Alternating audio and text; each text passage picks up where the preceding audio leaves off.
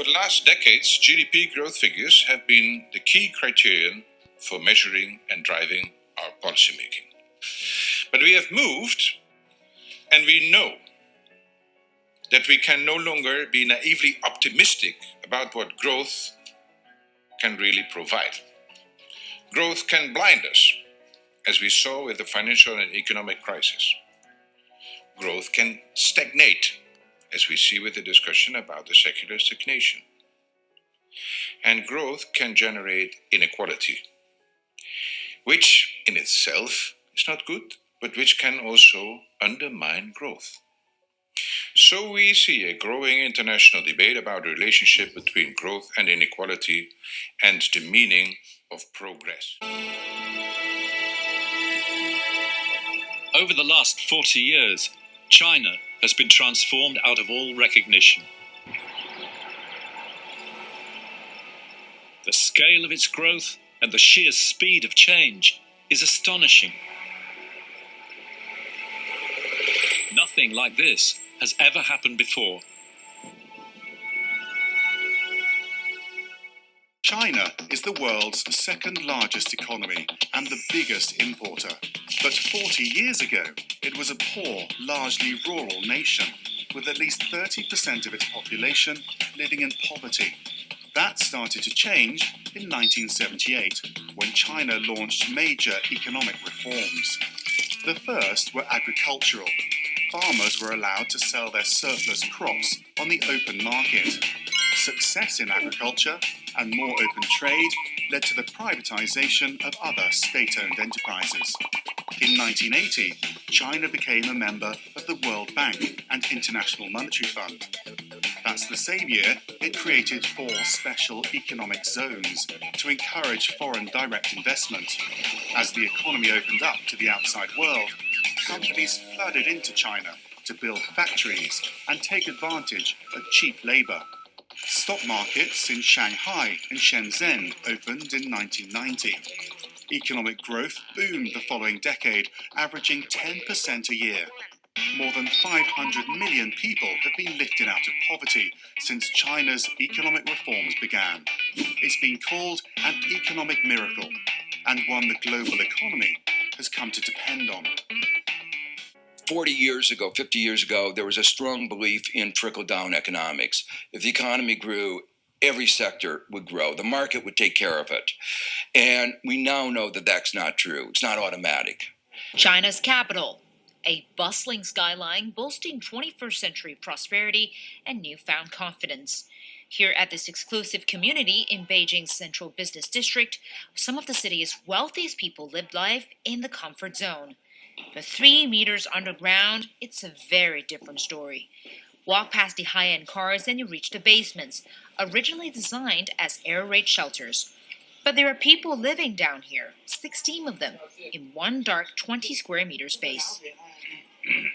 34-year-old Chao Qing left his family in rural Hebei province and came to Beijing a week ago. He and his roommates work above ground in the same community as security guards and janitors. They make around 2,300 yuan, or about $400 per month.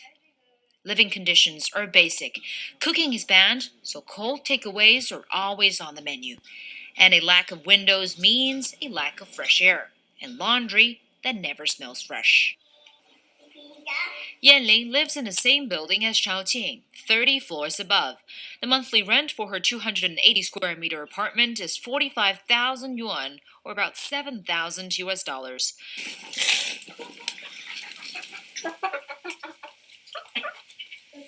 一起上是有点贵，一起7块钱、8块钱。求，这住的包裹嘛，还住的养院，其他什么东西都没有。The government says that it wants to wipe out poverty in the next 3 years in China. Do you think it's possible? 不可能吧这个。 Tom, I also want to ask you about Evergrand. Another $150 million in coupon payments on dollar bonds due this week. And it seems contagion or spillover threat seems to be percolating throughout the markets. It is, to some extent, the focus has shifted away from the plight of Evergrande and to that spread. So you have companies, developers in China like Modern Land, which, for example, has proposed that it delay a bond payment by 3 months. You have Xinyuan Real Estate as well, proposing that they pay just 5% of principal. This was after Fantasia Real Estate. They came out with a surprise default last week. And as you say, of course, Evergrande has not been wrapped up in any shape or form. You have dollar bond payments that are due this week for that company. And so far, it seems at least that the government is continuing to sit back. Social media footage shows crowds protesting in front of the offices of the Chinese real estate developer Evergrande. Evergrande is one of China's biggest property developers. It has the biggest sales in terms of property sales in China. In recent days, security has been stepped up outside its headquarters as the struggling company faces complaints from small investors, unpaid suppliers, and people unhappy that the homes that they purchased haven't yet been completed. In total, Evergrande owes more than $300 billion. It's one of the most indebted companies in the world. Evergrande borrowed a lot of money, what we call offshore, in international financial markets, and it's probably not going to pay it back. Evergrande's massive debt problem has rippled out into global markets, with the S&P 500 seeing big swings. Beyond the potential default, international investors are particularly worried about what may happen next, as a big chunk of China's economy is linked to real estate. If Evergrande fails and drags down the whole property sector, people worry if Chinese economy could develop at high speed, as it did in the past years. More bullish investors think China could find a way to contain the fallout, but others are less certain that this can be safely diffused. This one company has got markets on edge, and its struggles could have big repercussions for global investors.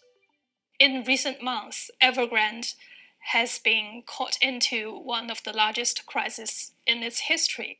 For years, Evergrande raised a lot of its cash by borrowing billions of dollars from banks and investors, and pre-selling unfinished apartments so that it could amass more land and develop projects in over 200 Chinese cities. It has some 800 projects underway.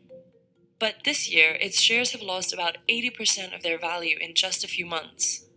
Problems started for the company when pandemic lockdowns hurt property sales, and when Chinese authorities said they wanted to fight speculation in real estate and announced rules that barred Evergrande from taking on new debt. Many of its construction projects all over China has stopped.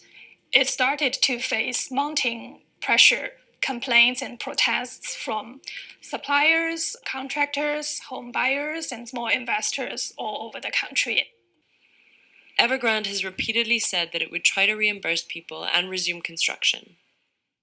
Evergrande's struggles are raising questions over China's property market. Evergrande is such a big player on China's property industry. The property industry accounts for about 25% of the total economy. So if growth in that sector is eroded, we will see the macro economy under big challenges.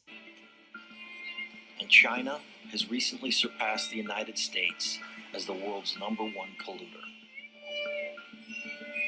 The problem has become even more difficult to solve. In the last 35 years, China has been through a massive industrialization and urbanization, and it's growing. China is the factory of the world, manufacturing for all the Western countries, and much of the pollution of that industry is getting dumped in our backyards. And in this area surrounding Beijing, plus the Shandong Peninsula, coal consumption is equal to the total coal consumption of the United States in a not very big area. Well, welcome to Shijiazhuang, a city a little less than 300 kilometres from Beijing, and one that over the past month has had the rather unenviable honour of being China's most polluted. In fact, by some measures, it is the most polluted city on the planet over that period. Of course, it is just an extreme example of a problem affecting a huge swathe of northern China at the moment, with a pollution cloud hanging over this country from the Russian border in the far northeast all the way down to the central cities of Chongqing and Chengdu, a sweep of a few thousand kilometres or so. Of course, underneath the cloud live hundreds of millions of people, and they are currently struggling with the impact of this toxic air on their lives and livelihoods. China suffers from both local problems and global environmental challenges. So the combined impacts of climate change and local pollutions are causing enormous consequences. A lot of the environmental problems in China are very closely linked to our energy consumption, because there's something fundamentally wrong with the economic model. That's why the more the economy grows, the more the environment start to get worse. Ling Feng really shows the other side of Chinese economic development, which is actually the ugly side of it. And this is about how unbalanced the Chinese development has been. Just take the example of air pollution. 70% of Chinese cities cannot meet their air quality standards. The burning of coal is the main cause of air pollution in China. But of course, the increasing transport and also the constructions going on everywhere in China are also reasons for air pollution. People are so worried about this especially when they get better understanding about how much of this is going to hurt their health, the health of their children, their family. Air apocalypse. Schools have been shut down. The toxicity has reached that worst level.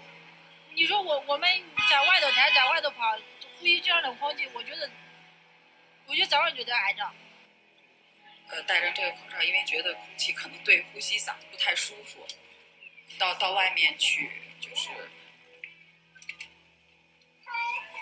In China, people have concerns about climate change, but first and foremost, because their everyday life is affected